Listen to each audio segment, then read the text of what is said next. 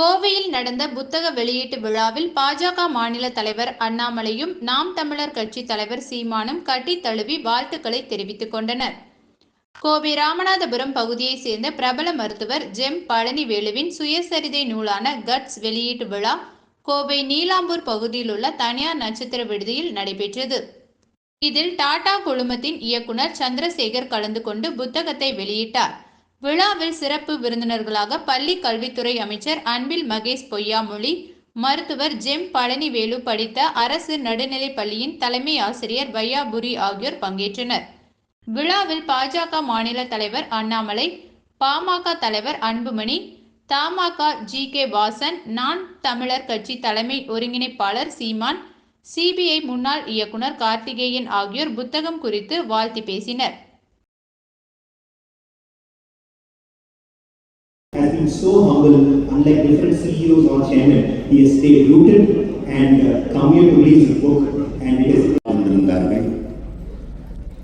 அவர்கள் எந்த வறுமையிலும் தன்னுடைய கிராமத்தை விட்டு வெளியேற வேண்டும் என்ற எண்ணமே. தூரதேசத்து மனிதர்களை அவர்கள் ஒருபோதும் சந்தித்ததில்லை. பேசுகிற தாய்மொழி தவிர பிறமொழி அவர்கள் அறிந்ததில்லை. அந்த வழியில் வந்தவன் நான். ஆனால் என்னால் Dr. Chandrasekhar also to his land of birth actually. Both Dr. Pranavelu, the hero of the evening, and the chief guest of Chandrasekhar belong to this. கடந்த காலம் தெரியாதவனுக்கு நிகழ்காலம் இல்லை, நிகழ்காலம் தெரியாதவனுக்கு எதிர்காலமே.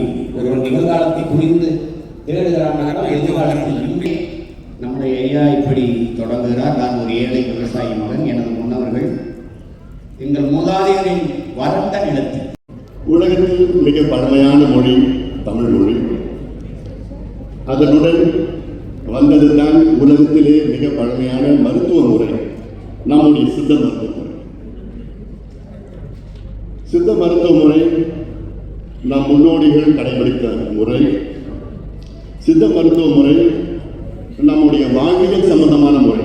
இது ஏதோ ஒரு மருத்துவ முறை மட்டும், வாழ்வியல் நம்முடைய உணவு, உடைகள், பாரம்பரியம், கலாச்சாரம், வழிபாடு, பண்பாடு அத்தனையும் கலந்தது தான். நம்முடைய பாட்டி வைத்தியம், அம்மா வைத்தியம்,